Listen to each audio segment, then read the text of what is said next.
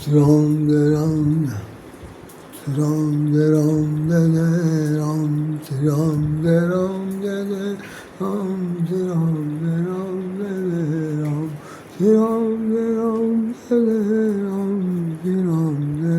Jai Jai Ram, Shri Ram Jai Ram Jai Jai Ram, Shri Ram Jai Ram Jai Jai Ram, Shri Ram Jai Ram Jai Jai Ram, Shri Ram Jai Ram Jai Jai Ram, Shri Ram Jai Ram Jai Jai Ram।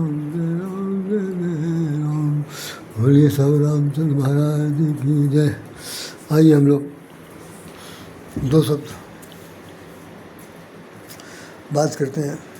आज का दिन जो है वह महत्वपूर्ण रहा। यद्यपि हम शाम को ये वीडियो बना रहे हैं, सोमवती अमावस्या थी, सोमवार के दिन अमावस्या पड़ी।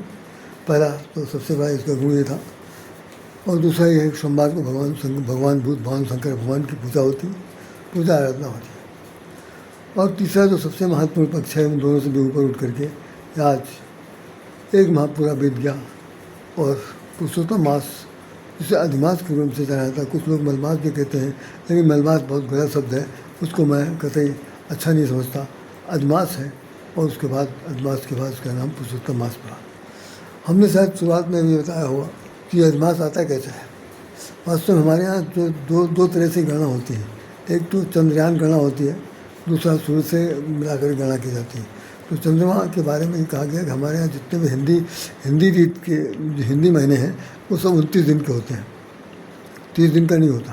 तो उसमें चंद्रमा की चूँकि घटता बढ़ता है, तो हर 14वें साढ़े 14वें दिन पूर्णिमा हो जाती है, 14.5वें दिन अमावस्या हो जाती है। तो मतलब कुल मिलाकर के 14.5 दिन का पखवाड़ा होता है। तो कुल 29 दिन हो जाते हैं। 29 दिन में पूरा महीना या जैसा भी जिस तरह चलता है।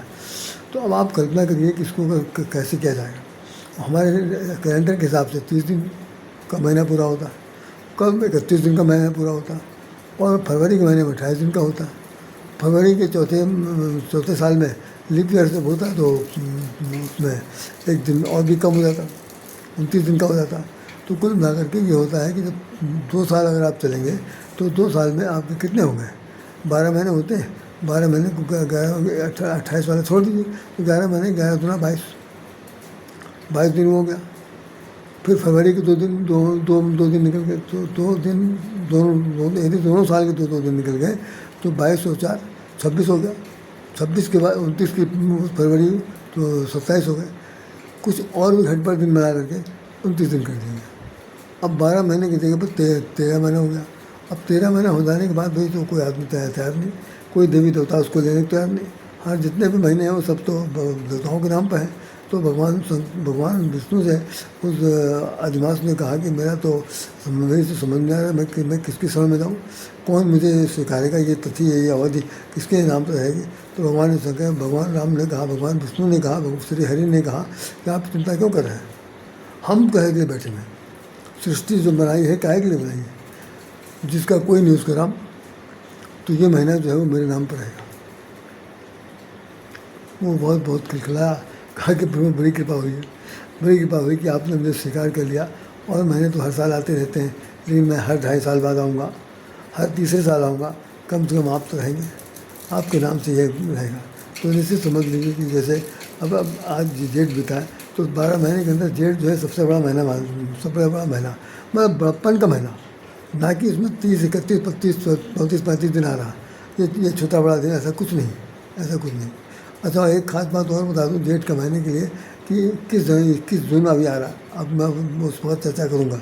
21 जून को सूरज जो है अपनी पूर्ण कला में होता है, विश्वत रेखा के बिल्कुल ठीक होता है, जैसे कर्क रेखा, मकर रेखा, विश्वत। तो सूरज की जो रोशनी होती है उस सिर पर सीधे पड़ती है। एक कक्षा में होते हैं, सूरज चंद्रमा तो नहीं होता, लेकिन पृथ्वी और सूरज जो है एक ही सीधे में होते हैं। तो जो सूरज की रोशनी है वो सीधे सिर पर पड़ती है। और उस दिन ऐसा भौगोलिक साक्ष्यों के आधार पर कहा जाता है कि उस दिन 14 घंटे का महीना, 14 घंटे का दिन होता है, 10 घंटे की रात होती है, क्योंकि उजाला बहुत होता। जो सूरज कभी 5 साल बाद में 5.5 इंच जाड़े गर्म हो जाता है, वो उस दिन 7:15 7:30 तक डूबता है यहाँ यूपी में। तो 2-2.5 घंटे का जो फर्क पड़ता है, तो उसमें यह 14 घंटे का दिन, 10 घंटे की रात हो जाती है। तो ये सब भौगोलिक परिवर्तन, इसमें हमें कुछ कहना सुनना नहीं, ये उसी दिन कहेंगे। तो कहने का मतलब ये है कि इसलिए भी ये महीना बड़ा है कि ये हर साल 21 जून को इसका सूरज की वजह से इसमें एक दिन सबसे बड़ा हो जाता। तो ये चूँकि बड़प्पन है, बड़ा है माना जाता।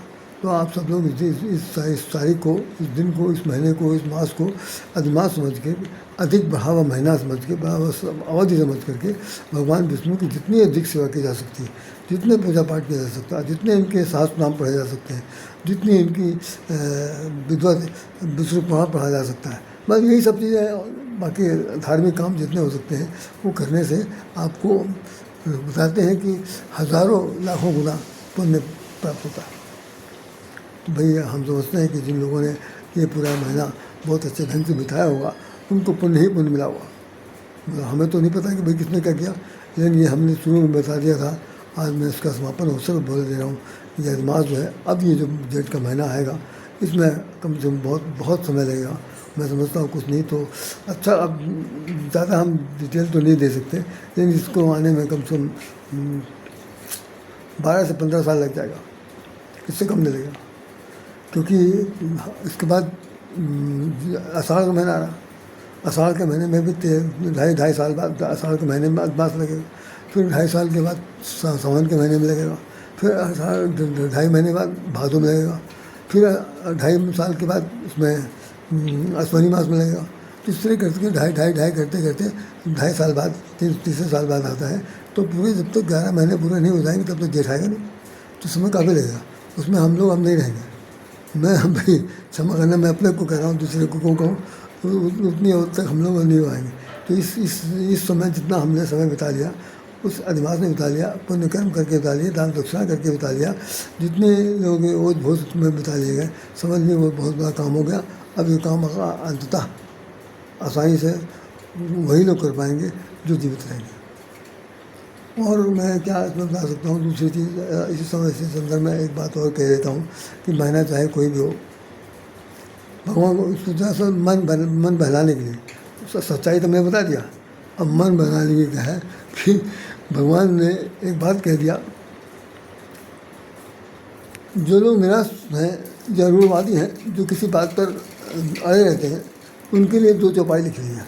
उसमें से एक अध्याय बताना।